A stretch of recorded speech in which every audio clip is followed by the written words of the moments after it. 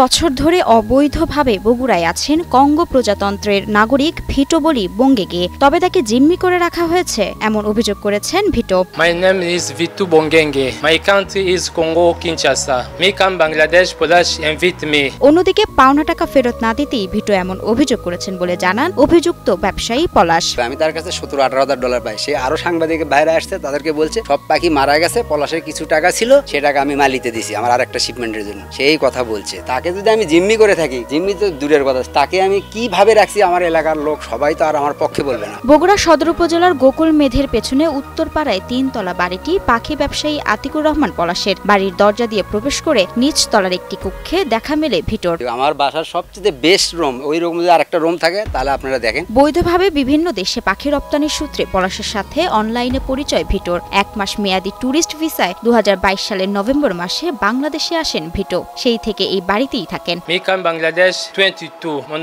November 1 November. Me come business Polish invite me. পলাশের সাথে পাখি এনে দেওয়ার চুক্তিতে টাকাও নিয়েছেন, একাধিকবার পাখিও এনেছেন ভিটো। তবে চুক্তি অনুযায়ী পাখি পাননি পলাশ। পাখি মরে গেছে এই অজুহাত দেখিয়েছেন বিদেশি নাগরিক। 2টা শিপমেন্ট সে আমাকে দিয়েছে, অর্ধেক করে দিয়েছে, কোনো শিপমেন্ট ফুল ফিল আপ দেয় না। লাস্ট অ্যারাউন্ড প্রায় 25 লাখের মতো পাবো আর কি। When me look bad Congo, me speak Polish. Send money, bad come Bangladesh. Polish no send money Bangladesh. Don't send money Congo, bad come Bangladesh. এর মধ্যে হঠাৎ করে ভিটো নিজের ভিডিও করে পরিচিতদের কাছে পাঠান। অভিযোগ করে তাকে জিম্মি করে রাখা হয়েছে। Balon nai. Now balon nai. Me look go my country, balon nai.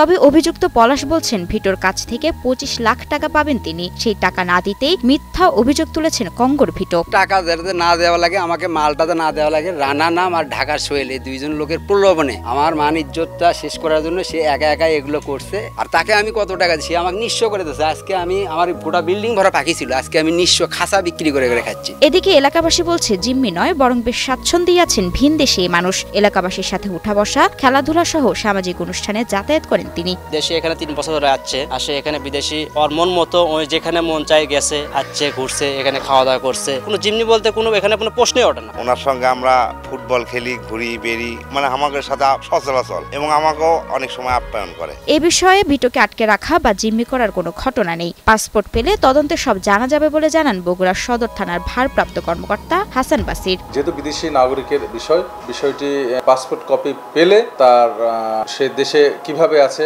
কবে এসেছে, এসব ডিটেলস আমরা জানতে পারবো এবং এই বিষয়ে আমরা ঊর্ধ্বতন কর্মকর্তাদের সাথে আলাপ করে আমার প্রয়োজনীয় ব্যবস্থা নিব। আর আপনি একটি বিষয় বলেছেন যে জিম্মি অবস্থায় আছে, তবে আমরা তদন্ত করে জেনেছি যে সে এই দেশেই থাকে এবং হাট বাজার করা সহ বিভিন্ন সামাজিক অনুষ্ঠানেও সে যোগদান করে।